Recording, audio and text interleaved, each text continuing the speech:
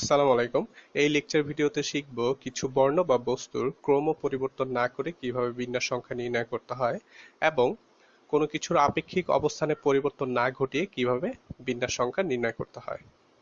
ওকে, ক্রম পরিবর্তন না করে যদি বিন্যাস সংখ্যা নির্ণয় করতে হয় তাহলে এই নিয়মটি ফলো করতে হবে।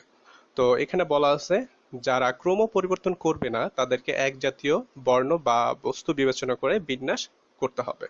তো এটা বলতে কি বোঝায় সেটা একটু দেখে আসি।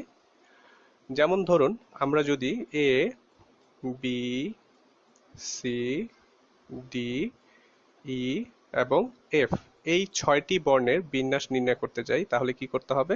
6 ফ্যাক্টরিয়াল দিতে হবে, কেননা এখানে 6টা বর্ণই আলাদা আলাদা।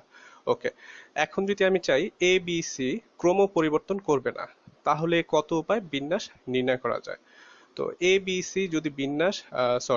সি যদি ক্রম পরিবর্তন না করে তাহলে এ বি সি কে আমার এক জাতীয় বর্ণ বিবেচনা করতে হবে। তো আমি এক জাতীয় বর্ণ তিনটাকেই এ বিবেচনা করতে পারি, অথবা তিনটাকেই বি বিবেচনা করতে পারি, অথবা তিনটাকেই সি।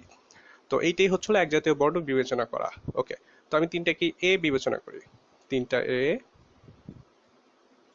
তারপর হচ্ছিল ডি, ই এবং এফ। তো এখন যদি আমি এটার বিন্যাস নির্ণয় করি তাহলে কি হবে? 6 ফ্যাক্টরিয়াল বাই 3 ফ্যাক্টরিয়াল। তার মানে এইটাই হবে হচ্ছিল আমার নির্ণয় বিন্যাস সংখ্যা, যেখানে এ বি সি ক্রম পরিবর্তন করবে না। আচ্ছা, এখন একটি প্রবলেম সলভ করা যাক। তো এখানে বলা আছে স্বরবর্ণগুলোর ক্রম পরিবর্তন না করে প্র্যাকটিস শব্দটির অক্ষরগুলো কত উপায়ে সাজানো যেতে পারে। ওকে, তো এটা আমরা একটু রাফ করে আসি। যেমন দেখেন, প্র্যাকটিস, TICE। ওকে, তো সবার আগে আমি স্বরবর্ণগুলোকে আলাদা করে ফেলি। যেমন দেখেন এখানে এ, তারপর হলো আই এবং ই আছে, এই তিনটা হচ্ছিল স্বরবর্ণ। তো বাকি যে বর্ণগুলো আছে সেগুলো পাশাপাশি এখানে লিখে ফেলি। পি, আর, দুইটা সি আছে, ওকে, সি সি, আর আছে কি টি। তো একটু গুণে দেখি সবগুলো ঠিক আছে নাকি। 3 6 8, 3 6 8, হ্যাঁ ঠিক আছে। তো আমাকে যদি স্বরবর্ণগুলো যদি ক্রম পরিবর্তন না করতে হয় তাহলে এই তিনটাকে আমার এক জাতীয় বর্ণ বিবেচনা করতে হবে। তো আমি এই তিনটাকে এক জাতীয় বর্ণ তিনটাকেই এ বিবেচনা করতে পারি, তাহলে কি হবে? এ, এ, এ। আর বাকি যেগুলো আছে সেগুলো ঠিকঠাক থাকুক, পি, আর, সি, সি, টি। তো তাহলে এখন যদি আমি বিন্যাস নির্ণয় করি তাহলে কি হবে? এখানে 6টা 8টা, 8 ফ্যাক্টরিয়াল ডিভাইডেড বাই তিনটা এ, 3 ফ্যাক্টরিয়াল ইন্টু 2 ফ্যাক্টরিয়াল। এখন দেখা যাক এখানে কিভাবে সলভ করা আছে। ওকে, প্র্যাকটিস শব্দটিতে মোট বর্ণ আছে 8টি, যার মধ্যে স্বরবর্ণ আছে 3টি, সি আছে 2টি এবং বাকিগুলো সব ভিন্ন ভিন্ন। ওকে, অতএব স্বরবর্ণগুলোর ক্রম পরিবর্তন না করে প্র্যাকটিস শব্দটিকে সাজানো যাবে 8 factorial by 3 factorial into 2 factorial. That means হচ্ছিল 3360 উপায়ে। তো ঠিক আছে, এটা আশা করি বুঝতে পারছেন। আর নিচে দুইটা আপনাদের জন্য প্র্যাকটিস প্রবলেম আছে, এই দুইটা অবশ্যই করে ফেলবেন। আচ্ছা, এখন দেখা যাক কোনো কিছুর আপেক্ষিক অবস্থানে পরিবর্তন না ঘটিয়ে কিভাবে বিন্যাস সংখ্যা নির্ণয় করা যায়। ওকে, তো এটা করার জন্য আমাদের এই রুলসটি ফলো করতে হবে। যেমন দেখেন এখানে বলা আছে যারা আপেক্ষিক অবস্থার পরিবর্তন করবে না তাদেরকে পৃথক পৃথকভাবে বিন্যস্ত করে গুণ করলেই প্রয়োজনীয় বিন্যাস সংখ্যা পাওয়া যাবে। ওকে, তো এটা বোঝার জন্য আমরা কিছুটা রাফ করে আসি। যেমন দেখেন এখানে এ, বি, সি, ডি, ই, এফ এই 6টি বর্ণকে আমি বিন্যস্ত করতে চাচ্ছি, যেখানে এ বি সি ওরা নিজেদের আপেক্ষিক অবস্থানে পরিবর্তন করবে না এবং ডি ই এফ ওরাও নিজেদের আপেক্ষিক অবস্থানে পরিবর্তন করবে না। তো এটা করতে হলে এখানে বলা ছিল যে তাদেরকে পৃথক পৃথকভাবে বিন্যস্ত করে গুণ করলেই প্রয়োজনীয় বিন্যাস সংখ্যা পাওয়া যাবে। ওকে, তো এখন এটাকে পৃথকভাবে বিন্যস্ত করব এবং এইটাকেও পৃথকভাবে বিন্যস্ত করব। তো এটাকে যদি পৃথকভাবে বিন্যস্ত করতে হয় তাহলে এখানে কি হবে? তিনটাই হচ্ছে হলো কি ভিন্ন ভিন্ন সংখ্যা, দ্যাট মিনস 3 ফ্যাক্টরিয়াল হবে। আবার এখানেও কি তিনটাই ভিন্ন ভিন্ন সংখ্যা, দ্যাট মিনস এখানেও 3 ফ্যাক্টরিয়াল হবে। ওকে, তো এখন এই অবস্থায় এই দুটাকে আমি যদি গুণ করি তাহলেই আমার নির্ণয় সেই কাঙ্ক্ষিত বিন্যাস সংখ্যাটা পেয়ে যাব যেখানে এ বি সি এবং ডি ই এফ তাদের আপেক্ষিক অবস্থানে পরিবর্তন ঘটাবে না।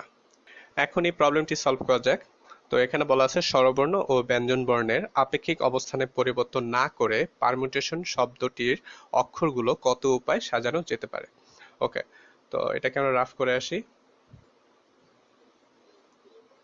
তো আমি এখানে লিখে রাখি যে পারমুটেশন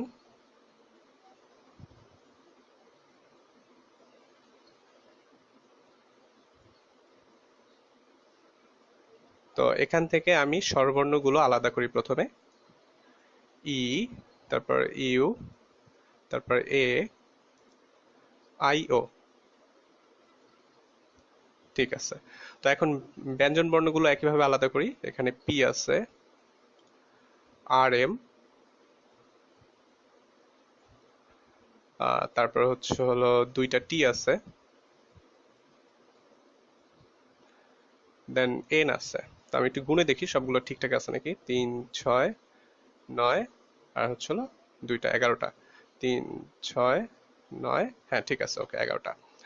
তো এই মুহূর্তে যেহেতু স্বরবর্ণগুলো এরা এদের আপেক্ষিক অবস্থানে পরিবর্তন করবে না এবং ব্যঞ্জন বর্ণগুলো এরা এদের আপেক্ষিক অবস্থানে পরিবর্তন করবে না, তার মানে এদেরকে পৃথক পৃথক ভাবে বিন্যাস করতে হবে প্রথমে। ওকে, তো এখানে দেখুন স্বরবর্ণগুলো এরা সবাই আলাদা আলাদা, তার মানে এইখানে আমি যদি এদেরকে বিন্যাস করি তাহলে কি হবে, 1 2 3 4 5, তার মানে হচ্ছে 5 ফ্যাক্টরিয়াল। আবার ঠিক একইভাবে এইখানে যদি বিন্যাস করি তাহলে দেখেন 1 2 3 4 5 6, ছয়টার মধ্যে দুইটা টি আছে, দ্যাট মিন্স কি হবে 6 ফ্যাক্টরিয়াল বাই 2 ফ্যাক্টরিয়াল।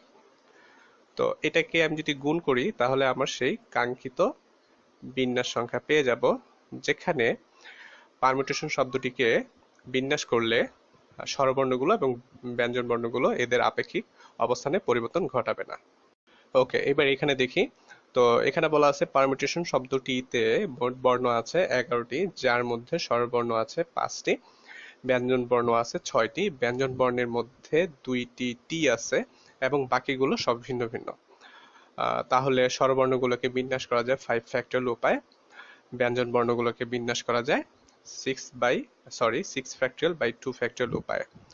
অতএব স্বরবর্ণ ও ব্যঞ্জন বর্ণের আপেক্ষিক অবস্থানে পরিবর্তন না করে পারমিউটেশন শব্দটিকে বিন্যাস করা যায় এত উপায়। খুব সিম্পল। আর এখানে আপনাদের জন্য একটা প্রবলেম আছে, প্র্যাকটিস প্রবলেম, এটা আশা করি আপনারা সলভ করে ফেলবেন।